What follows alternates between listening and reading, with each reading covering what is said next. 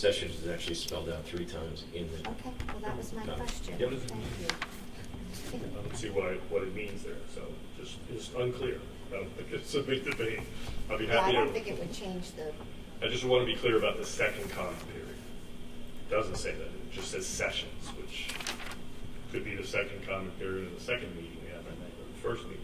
It's just- Well, right, because if you have 3 meetings that are back to back, you have multiple public comment sessions in every one of those meetings. If we have 3 committee meetings in a row, you have all those different public comment periods, 6. So, I mean, I'll change it we can change it however you want. That was the administration putting into words what everybody communicated at the last meeting. If you want to switch it to periods, we would have to change sessions throughout the whole thing to periods if you want to do no, that. I don't want, I mean, I think if it says sessions elsewhere in the policy, that's fine. I just couldn't put my eyes on it right at this minute. For me, if you really want people to understand that what we mean is that while a meeting's in progress, that you may still sign up to speak, then it should be noted in some way. Because notifying the board secretary to me means something different from, oh, I can just go put my name on the piece of paper. It sounds very formal, but I don't know if you just add even while the meeting's in progress, or maybe everyone understands it and I'm wrong. Doesn't matter, I guess. It doesn't change the policy, so we can still vote on it. I just would like to make it a little clearer.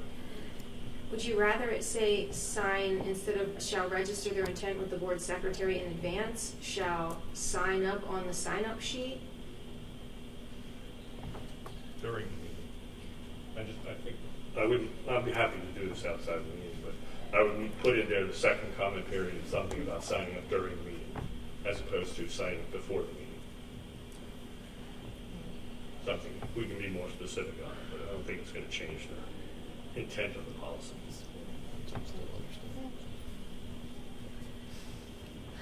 Well, I don't. This is on the board agenda for tonight, Yeah, for Second read, so. Mayor. Shall sign up on the sign-up sheet, and Megan, can we just add a sentence at the end of 5, or Jen, that says, during a meeting, you may sign up for the second session? Yeah, something that's good. I like that. If a meeting's in progress, you may sign up, you know. For the second public Right, comment? right, something like that. That's good. I like that.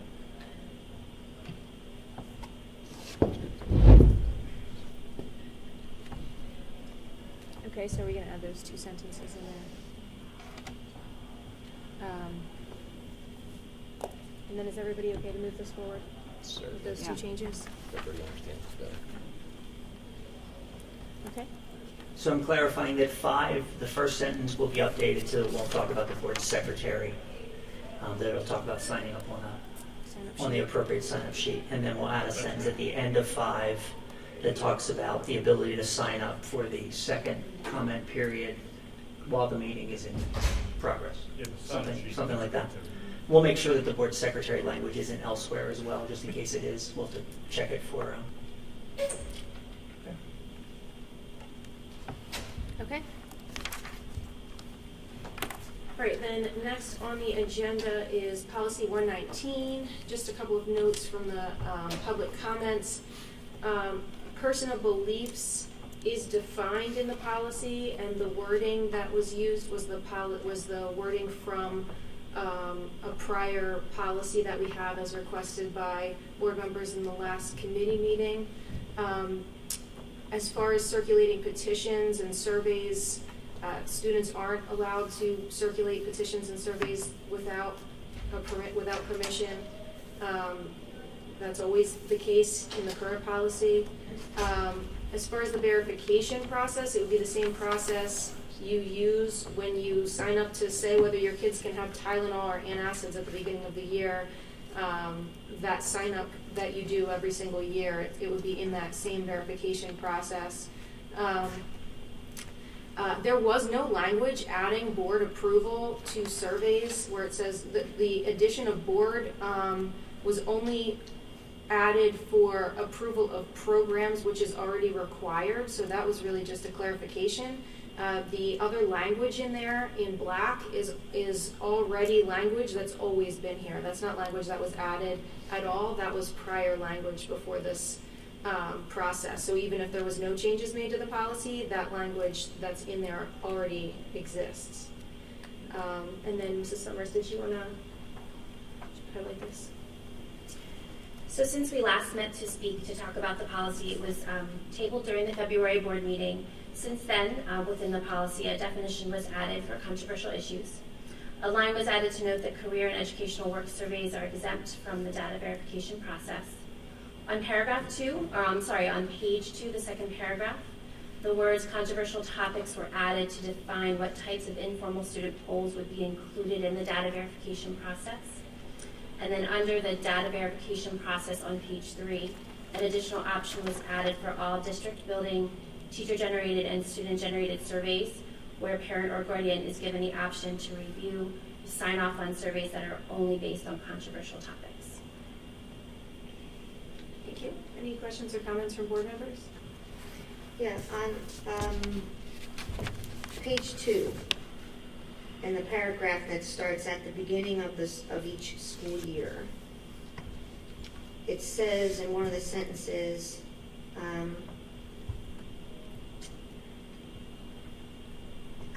maybe it's not that paragraph, where it says that the author of the survey would be revealed. Oh, okay, so it's it's the one that starts, though the author of all surveys will be disclosed, participants in student-generated surveys will be anonymous. So when you say the author of all surveys would be disclosed, are you meaning to say that the name of a student would be disclosed to parents? I don't think that anyone should be completing a survey without knowing who's issuing the survey to them. Anytime there's a survey issued, you should have knowledge of where that survey is coming from. And that's something that we should clearly be teaching kids, that you can't put out, you shouldn't be putting out a survey and then not disclosing who you are. I think that's just part of the process. I don't think, I mean, if this is going to go through an approval process by a teacher, obviously the teacher is going to know the identity of that student. My discomfort is with parents being told, well, this is a survey that Joan Cullen in period 3 wants your child to answer. I'm not comfortable so much with that. I mean, the teacher knows where the survey is coming from. The teacher would obviously have eyes on the survey and know whether or not it's appropriate. And if any parent had an issue, the teacher, again, knows the identity of the student. I'm not comfortable with us giving that information to parents because we don't do that in any other situation. Even sometimes where you might think that a parent ought to know the identity of another student. So I think if it's a teacher, yes, of course, you can say, this is a survey coming from Dr. Ravarchak. That's totally fine. Giving out the names of students, I don't think is okay. So I would like that to be changed. And then there's language in here that says that you need 1 week notice, at least 1 week in advance notice. So there is an issue then if you don't get the approval back from the parent in time for the lesson. So I don't know if we ever answered that question, what will happen if we don't get the notice, how will we manage that? Or not us managing it, it will be the teachers and, how will they be able to manage that? So I would like better understanding of what that's going to be. And then just in general terms about the pays, my issue with the pays is that, again, public school students, just by virtue of being here, should not be subjected to something because the state says you shall do this. They should have the opportunity to object to it and not participate in it. And it's much better of a guarantee to know that parents are aware of it if you make them opt in. You can say that a parent can opt out, but it's possible that parents will not see that information, come home, or whatever it is, so an opt-in is a better guarantee. And as far as being able to address issues that we have, those surveys are anonymous. We'll get anonymous information back and won't know specifically who needs that help. And we have, mechanisms in place where we're dealing with issues that we currently have. So I don't see an issue with asking parents to opt in. I think that's the safest option. Other than that, that's all I had as far as comments go for the policy. I just want to say a few things in general, which I don't agree with any of this policy, but it's completely vague. I mean, we're talking about personal beliefs, which is wide open. My personal beliefs may have something, maybe controversial to you, may not be to somebody else. It's a bureaucratic mess. We're going to burden our teachers with a lot more work and this is the weird part about it. There was one survey that got this going, one survey from one student.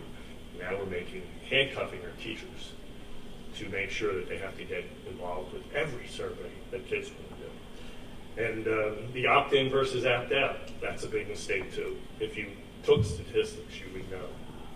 If you listen to the Bucks County drug and alcohol people, you would know that opting in is not a good way to do it. It's going to cut participation by at least 50%. And then on top of that, every school in this district does opt-in, opt-out for parents. And the procedure is good.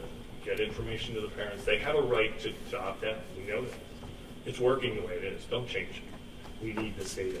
We don't want to keep our heads in the sand like we're proposing. So that's about it. I know no one's going to listen to me, but I have to say that. This is a mistake. Jordan, did you want to say something? I think it would be helpful to have some examples of what would be surveys that would be appropriate and what surveys might be inappropriate, since it does appear to be some confusion both up here and with the public on that. So, for example, I was trying to think of, would it be okay to say what holidays do you celebrate, or does that become in a religious questionnaire? And then I thought that we were trying to say that if it was non-controversial, we would, at least maybe it was just my thinking on this, but I'm not sure why we would need to get permission for a non-controversial district building generated survey or a teacher generated survey for students, such that, if it's a math class and they want to talk about, what's your favorite pie or something like that, that you wouldn't need a parent to sign permission for that. So my thinking is, at least on the last page, I would only keep the last bullet point for each of those district building generated surveys for students, teacher generated surveys for students, and student generated surveys, is just to have, I request to review and sign off only surveys that are based upon controversial topics. I do agree with Ron that it's going to be unduly burdensome to have a review of every single survey topic that might be incorporated into a class. But controversial, I think parents would want to have a right and should see that. I also have a concern with in the section on authority, the fourth paragraph down, where it changed "and the board." I don't know why the board needs to insert themselves in reviewing that. The director of curriculum, the administrator can be there for the change. If there's a major change, then the board is already involved in that. So I think that's fine. And I did reach out on the PAYS issue, because I was concerned about how that was going to play out, and that I spoke with somebody directly at PAYS, or communicated with them, and also with the Drug and Alcohol, Bucks County Drug and Alcohol Commission. And I think the issue in some ways is, what benefit do we get out of the PAYS survey? From my understanding, there's no grant money that comes to us if we participate in that, but it is important information. But I'm not sure whether the information that we have is different information than what we receive through our teachers, our administrators, our counselors. I'm not sure whether any of that would be different than what we get in that context. I also think that the largest school district in Pennsylvania does not participate in PAYS, which I question. Then the data, if the largest school district in the state is not participating, how is that affecting the data across the state? And then the other issue was the CDC does a survey as well. So the CDC has a survey, and information comes out about that. And I'm just wondering if our PAYS data is that much different than the CDC data, then I could understand the need for pays. Otherwise, I think there's some redundancy there. If the two trends are similar, then why not just use the results from the CDC data, which we don't participate in unless somebody was asked as well. But I do think it's important. I mean, the mental health issues, the drug and alcohol issues, but again, I'm not sure whether the PAYS data is any different than the data that our administration, counselors, and boots on the ground, for lack of a better term, would have. I would hope they'd be aware of that, and there'd be no surprises with the PAYS data. I also found it interesting, and in communicating on this issue too, was that the most significant, it would appear that family attachment and parental attitudes are the chief protective factors associated with lower risk behaviors. And then my question is, what can the school district really do, or should it be doing, to cultivate greater family attachment? If that's one of the best indicators of preventing students from being involved in risky behavior, I'm not sure the school district can really get involved in that. So to the extent that we're not utilizing the PAYS data in that respect, I'm conflicted a little bit with the benefit of that. But I do think the policy needs some tweaking, because I think it is a little bit vague, and I wouldn't want to have every survey to be caught in this wide net when we're really just focusing on controversial issues. So two things. One, if you look at the top second paragraph on page 2, it says instructional use of informal student polls on controversial topics. So informal student polls are excluded from this unless they're on controversial topics. The only thing at the bottom that you're including, if you don't click controversial topics, is formal surveys, not informal surveys. So all informal surveys that aren't controversial are already excluded from the top before you even get down to the bottom. And then the other piece you said about including that language, it talks about, remember, this isn't just a survey policy, this was also a controversial issue, so we're talking about programs, and that line that you're talking about where it adds the board is only talking about programs that have already been approved and changing them after the fact, which we already are required to get approved by the board. That has nothing to do with the survey aspect, and that's something that whether you put that in there or not, if you change a board-approved program, you would have to get board approval to change it. So that's what that piece says. That part doesn't even have to do with the surveys. Did anyone else want to weigh in, and then? Well, just can I follow up with that a little bit on that? Why do we have the last section then, if it's inconsistent with the section that you just referenced on the second page? Because the last section talks about opting For formal. So the difference is so in other words, if there's an informal student So do we poll, define the difference between formal and informal? Yeah, informal student polls, Or only even teacher? controversial. Well, what about informal teacher polls for purposes of curriculum? Like, again, utilizing a math class where Right, you're going to do a it's- graphing of, what's your favorite dessert? Is that a poll that needs to be approved by the board? No, that's an informal poll, so that doesn't. So I mean- understand. Do we define informal and formal? What makes it formal versus informal? I mean, a formal poll that you're putting. I mean, Are you distinguishing between whether it's written in writing or whether it's just oral? See, if you're going to like make that an informal distinction, poll is something that's happening. Spur Spur of the moment in a. Well, I could see that classroom, somebody as has, opposed to as part of their a formal poll you're sending out to people to fill out. Yeah, I think if you're going to do that distinction, I think it needs to be defined then. Because, somebody could say that's a formal poll. You're formally polling people to go through that, even though it's not a controversial issue. I think controversial issues, we should get approval by parents. I think parents need to be aware of that. If it's something like, what's your favorite dessert? Who's your favorite, basketball team? I really think it's not in need of some sort of approval process. That's the vagueness I'm talking about, and the vagueness is all over the place.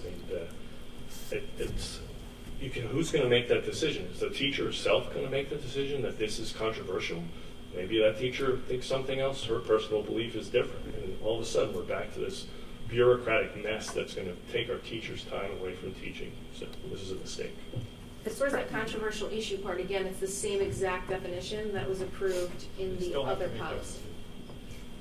Well, I understand the controversial issue definition, but going back to Jonathan's point, the difference between informal and formal does need to be defined, because someone could say, well, that was just an informal poll, and I asked about such and such. I think you want to be very careful with how you define things, and especially, if you're going to put something in writing and make it the policy that's going to be the law of the land. It needs to be very clear. And then I also want to go back to something that was said earlier, that we currently do not allow students to hold each other like in the cafeteria or things like that, because if that's the case, I would also like to talk about that. I think that, that's another slippery slope of possibly getting a student into trouble for something that would be completely innocuous. So I know, Ms. Summers, that Ms. Batisky had some thoughts on the policy too, so I don't know if you intended to share those, but with all of the comments that have been made, I think maybe we do need to go back, because if you pass it for first read, you can't make big changes to it between the first and the second read, and I already hear a lot of things that would constitute major changes to the policy. Well, a definition of informal and formal wouldn't, but I don't know if there's other pieces. I think we should go around and just see what people want to do, if they want to move this forward, if they want to make specific changes, so we can give a sense of where we're going forward. Jen, can we add a distinction of formal and informal and still move to second read? Then let's just add a definition.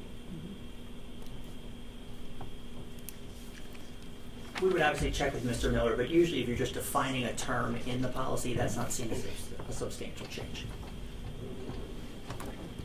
So does everyone want to kind of go around and let me know if you want to move it forward, or what everybody wants to do? Can I just give some input prior to that, since I won't be one of the ones going down the line? A couple things from an administrative standpoint. One, agree with Ms. Cullen that the author of the survey, we do have a concern about sharing students' names with other parents. We would make sure that all student surveys are obviously controlled by someone so that someone's aware of what student wrote what. But we do have the concern about sending out 25 student names to 25 families from that standpoint. The paragraph prior to this shall include, I'm on the second page, about 2/3 of the way down. It starts with the words parent guardians must be given information. We need to think about the intent of the policy, because a lot of the conversation really was around controversial topics and giving parents awareness of the surveys that are being done and either given or generated by their students. This language came out of a policy that was only about controversial topics, and so it was not about every survey in the district, and this language is now being taken and becoming language for every survey in the district. And so I read that language and it seems to say it doesn't seem to. It says the purpose and content of any survey will be given to parents at least 1 week in advance. It seems inconsistent with we're giving the parents the choice between saying, I don't want my kid, I don't need to opt my child out of any surveys. It's fine for my child to take any survey you give them. But that language then says, at least it reads, that we would have to give the parents a copy, the purpose and content of any survey at least 1 week in advance. So it does seem inconsistent in terms of where we were. And I think that's just because of what the policy used to be. It really was not specific to surveys in general. It just was around controversial topics and surveys on controversial topics. So I just want to make sure from that standpoint.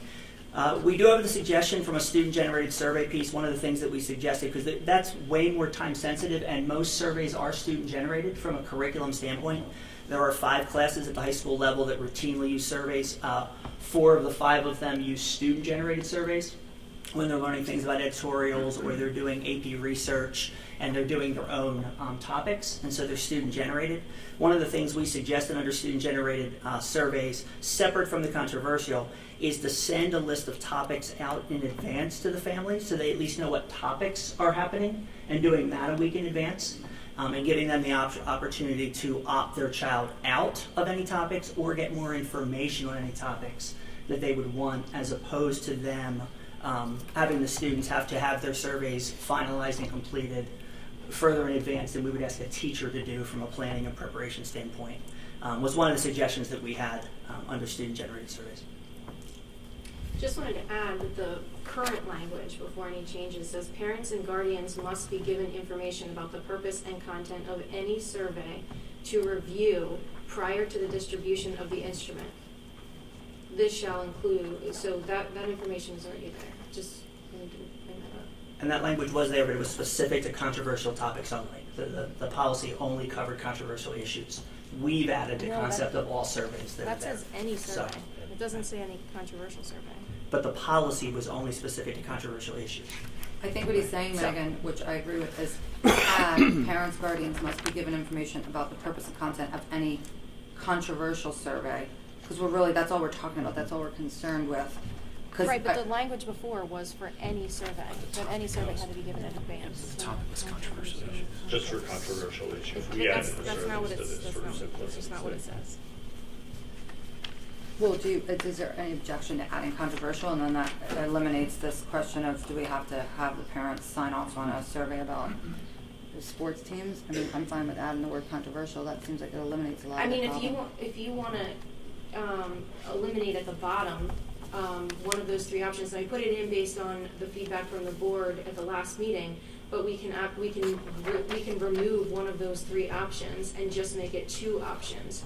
So where it says, I request to review, sign off on, all district building generated surveys before having my child participate, as opposed to controversial ones, you could remove that, and then it would only be controversial ones on formal and informal, and then you wouldn't even have to define formal and informal. That, again, that's a board decision. It was just put in there based on the feedback last time, just looking for direction on what people want to move forward. I mean, in general, if we just make everything in here only about controversial, that seems like it eliminates a lot of the concern, the community has about, getting parent permission for a cupcake survey and having I mean, really, the only thing we care about is stuff that's controversial that some parents might not want their kids discussing or being surveyed on or whatever in school. So, if there's a simple way to just add that in the top. So do you want to just remove the third option from each of those three categories? Wouldn't it be removing the first two options? No, I give my child permission to participate in all teacher-generated surveys means I don't Care if it's controversial. You can let them do whatever they want. I don't want to see it, or I don't care to review it, or you don't need my permission for anything. Then you would basically just remove the middle option for each of those three categories. You can remove the I see what middle you're option. saying. So you're either saying they can survey on anything, or if it's a controversial issue, I want to sign off on it. I want to see it and sign off on it. Correct. Right. I think that makes sense. Okay. So is everybody comfortable with removing the second option and just making it the first and the third for each of those three categories? Well, explain the first and the third to me then. The first is, I'm giving my kid permission to participate in all surveys. No So- ifs, ands, or buts, I don't have to review it. So you're saying they have to opt in either way? No, it's saying, in the data verification process that you get at the beginning of the year, when you log into PowerSchool? PowerSchool, You're gonna have you're gonna click which button, what option you wanna be in. If you click the first one that says, I give my child permission to participate in everything, that's the only permission you need to give. You don't need to give permission for anything else for the whole rest of the year. Gotcha. That was easy. But they will have to click one or the other Yeah. on the info snap Correct. in the beginning of the year. Yes. So does that, I still have the question about the paragraph that starts parents and guardians. I still think before we they add- shall, as Ms. Jenkins said, if we take and say parents and guardians must be given information about the purpose and content of any controversial survey and be I s- given a copy? I still don't see a reason why they can't be given copies of the other surveys. They just don't need to sign off on them. So are you suggesting that we will then send every survey to every parent? Every formal survey, not informal survey. Right, so But they get anything a the copy of student's it. doing in class, regardless of what the parents said about whether they want to review the surveys or not, we would send every survey to every parent? That just seems inconsistent with the last part. I think it That should be. seems ridiculous. They're going to get 50, 60, 70 emails on surveys. Parents have enough stuff to do. They don't need to see all this stuff. This is ridiculous. I'm fine if it just says controversial for that part too, and I'm also fine with taking the line out for the author of the student part as well. All surveys will be scanned. What if the author is only disclosed to the students but not disclosed to the parents? If I'm doing a survey of a kid in school, it shouldn't be anonymous. I should know whose my classmate's survey is that I'm doing. That's why I read it. Right? That's how I didn't read it as you're sending that list to the parents, but if I'm doing a survey of It other says kids. the author of all surveys will be disclosed, and if this is a communication, disclosed to whom? You don't specify that. I don't, yes, of course, if you're in a class and, I'm going to know that Ron's giving me this survey, that's fine. I think that's obvious that you would know that. But the way that reads to me, as a parent, is that the author of all surveys, meaning if my student had a survey, that other parents, the people who are receiving notice of these surveys per your policy, would know my student's name attached to the schoolwork that my student was doing. So that's. So can we just add language that says to other students? I don't even think, I don't know that you need to do it. If it's taking place in a Well, I don't think you classroom. want to make it anonymous so that you can't know whose surveys you're completing in a class. I'm not sure that it could be anonymous when you're in a classroom of, you're sitting right with these people, but I suppose that part doesn't bother me. It's the notice going to parents, telling parents, hey, this is what Joan Cullen's doing, for her AP history project. Just does not, it's not something we should be doing. Right, so if we add 2 other students, then that eliminates the problem. It wouldn't be going to parents. Right. So is everybody comfortable with those changes, and can we move this forward? I am. Okay. I think it's fine. What were the additions that Ms. Batisky had asked for, or questions that she had? I mean, if she wanted to pass off the, I think it went to If you Ms. have a Summers, that's why specific I'm question. asking. I thought It was the there were- protection of pupil rights amendment, the PPRA, and whether it would apply to the PAYS survey. I don't think that impacts this language, though. That's a separate question for our attorney to answer. It was an attorney question, I believe. I don't think it impacts this. It may impact whether or not you want to do pays, which is a separate question. We can follow up with Mr. Miller. I think he's working on that answer for us. I didn't know if there were other questions you were talking about. If that's the question, I didn't know if there were other questions. That question is up to the solicitor to respond to that. So is everybody comfortable with moving this forward? With those changes that we discussed? Okay. Yes. Okay, then we will I'm move not, it forward but, to a first read. I'm going to say one more thing, that I think we should stop burdening our teachers with massive bureaucracy. So let them focus on what we should be focusing on, which is improving our test scores, improving the quality of education, and not wasting all this time discussing surveys for an hour. And months on end, we need to get back to basics, and this is not basics. This is wasting our teachers' time. The changes we just made eliminate that, Ron. No, Now they we're only don't. talking They about don't. controversial issues. And Dr. To Holtman track confirmed each that we student don't who even wants give that to- many surveys to begin with, when I asked the last board meeting. So when you say Not it's true. going to be a That is just, we just said every formal survey we're going to send out to people. No, Everyone. Even with that, and we then said, the people who how many want to surveys opt did we in, give? who's going to We track? really don't even give that Who's many. gonna- So you're making this dramatic more than what it really is. Oh, I don't think these people Yes, think that and you is. repeated Maybe- yourself multiple times, the same thing. Okay, It's then not we'll move gonna that be forward to the board craziness. meeting, Yeah. and Yeah, we are let's do adjourned. it.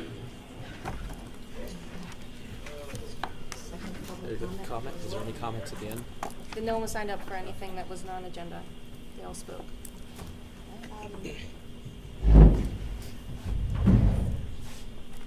When we pass 9:03, there will be a separate sign-up Mrs. sheet. Summers, thank you. Then we'll check that.